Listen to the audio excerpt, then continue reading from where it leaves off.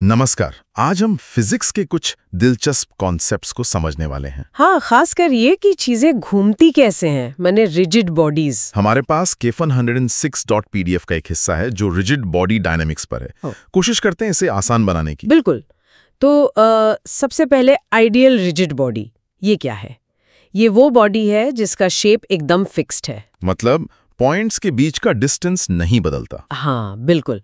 असलियत में तो चीजें थोड़ी डिफॉर्म होती हैं, पर कैलकुलेशंस के लिए हम अक्सर व्हील्स, प्लैनेट्स जैसी चीजों को रिजिड मान लेते हैं। ठीक है, तो ये रिजिड बॉडीज मूव कैसे करती हैं? सोर्स में प्योर ट्रांसलेशनल मोशन का जिक्र है। हाँ, प्योर ट्रांसलेशनल मोशन मतलब बॉडी का हर पार्टिकल वो बिल्कुल एक ही वेलोसिटी से चलता है, एक ही डायरेक्शन में। जैसे कोई बॉक्स फिसल रहा हो सीधा। एग्जैक्टली, पर रोलिंग मोशन अलग है। उसमें ट्रांसलेशन तो है, पर साथ में रोटेशन। जैसे सीलिंग फैन। सही कहा, रोटेशन। जैसे फैन या पॉटर्स व्हील एक फिक्स्ड एक्सिस के चारों तरफ घूमते हैं, हर पार्टिकल एक सर्कल में। कभी कभी एक्सिस फिक्स्ड नहीं भी होती है ना, जैसे वो स्पिनिंग टॉप। हाँ, पर अभी हम फिक्स्ड एक्सिस रोटेशन पर ही फोकस करेंगे। तो मोशन या तो प्योर ट्रांसलेशन है या फिर ट्रांसलेशन और रोटेशन का कॉम्बिनेशन। चलिए अब आते हैं सेंटर ऑफ मास पर। सीएम, ये क्या है? सेंटर ऑफ मास या सीएम वो एक पॉइंट है जहां हम मान सकते हैं कि बॉडी का सारा मास वहीं कॉन्सेंट्रेटेड है। अच्छा, जैसे स्फीयर या रॉड का उनके सेंटर पर। हाँ, अगर वो सिमेट्रिक और यूनिफॉर्म है। और मजे की बात यह है कि बॉडी का सीएम ऐसे मूव करता है जैसे सारा एक्सटर्नल फोर्स उसी पॉइंट पर लग रहा हो। बिल्कुल, ma=fx।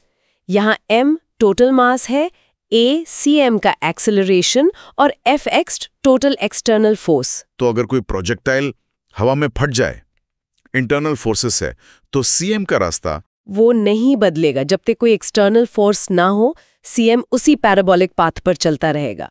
इंटरनल फोर्सेस का सीएम के मोशन पर कोई असर नहीं पड़ता। वाओ, और इसी से जुड़ा है लीनियर मोमेंटम यानी पी। हाँ, सिस्टम का टोटल लीनियर मोमेंटम p होता है टोटल मास m गुणा cm की वेलोसिटी v, मतलब p = mv। और न्यूटन्स लॉ का वो रूप dp dt = fx। करेक्ट। अगर एक्सटर्नल फोर्स 0 है तो टोटल लीनियर मोमेंटम कंजर्व रहता है, कांस्टेंट रहता है। ओके, ये हुई सीधी मोशन की बात। अब रोटेशन, जैसे फोर्स सीधा चलाता है वैसे घुमाता क्या है? वो है टॉर्क। टाउ से दिखाते हैं इसे। ये सिर्फ फोर्स कितना है उस पर नहीं, बल्कि कहाँ लग रहा है इस पर भी डिपेंड करता है। हाँ, ये पोजीशन वेक्टर r और फोर्स F का क्रॉस प्रोडक्ट है। Tau = r cross F। दरवाजा खोलने के लिए हैंडल पर फोर्स लगाते हैं, हिंज पर नहीं, क्योंकि हैंडल पर टॉर्क ज्यादा मिलता है। सही है। सही है। और जैसे लीनियर मोमेंटम है वैसे ही एंगुलर मोमेंटम L, यहाँ P है लीनियर मोमेंटम। और पूरे सिस्टम के लिए सबके एंगुलर मोमेंटम का सम।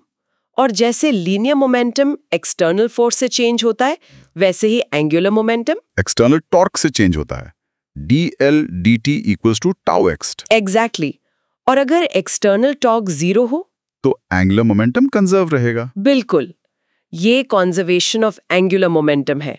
वो आइस स्केटर्स को देखा है? हाँ, स्पिन करते हुए हाथ फैलाते हैं तो धीमे हो जाते हैं। वो इसीलिए क्योंकि हाथ फैलाने से मोमेंट ऑफ इनर्शिया मतलब I बढ़ जाता है, और L = I ओमेगा को कंजर्व रखने के लिए एंगुलर वेलोसिटी ओमेगा कम हो जाती है। आपने कहा मूवमेंट ऑफ इनर्शिया I, ये क्या है? मास जैसा रोटेशन के लिए? हाँ, कह सकते हैं। ये रोटेशनल मोशन में चेंज को रेजिस्ट करता है।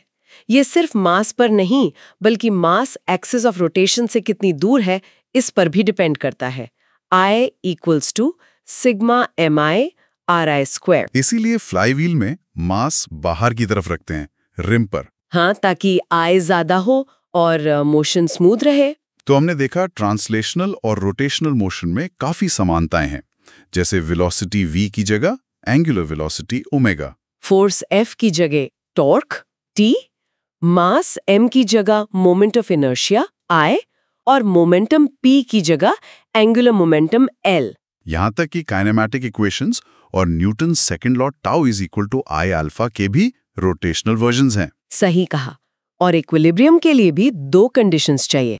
एक तो नेट एक्सटर्नल फोर्स 0 हो, ट्रांसलेशनल इक्विलिब्रियम, और दूसरा net external torque 0, rotational equilibrium. बिल्कुल। तो रिजिड बॉडी मोशन को समझने में centre of mass, torque, moment of inertia, angular momentum, ये सब कॉन्सेप्ट्स बहुत जरूरी हैं। हाँ, और ये कंजर्वेशन लॉज लीनियर मोमेंटम और एंगुलर मोमेंटम के ये दिखाते हैं कि फिजिक्स के प्रिंसिपल्स कितने फंडामेंटल हैं। ये सिर्फ किताबों तक नहीं, बल्कि ग्रहों के ऑर्बिट से लेकर एटम्स के स्पिन तक हर जगह लागू होते हैं। बहुत दिलचस्प। अच्छा, श्रोताओं के सोचने के लिए एक सवाल छोड़ते हैं। हमने बात की कि एंगुलर मोमेंटम L और एंगुलर वेलोसिटी ओमेगा वेक्टर्स हमेशा पैरेलल हों जरूरी नहीं है। हालांकि सिंपल केसेस में L = I ओमेगा होता है। हाँ, तो सवाल ये है कि किन सिचुएशंस में L और ओमेगा वेक्टर्स अलग-अलग डायरेक्शंस में हो सकते हैं और उसका फिजिकल मतलब क्या होगा। सोचिएगा जरूर।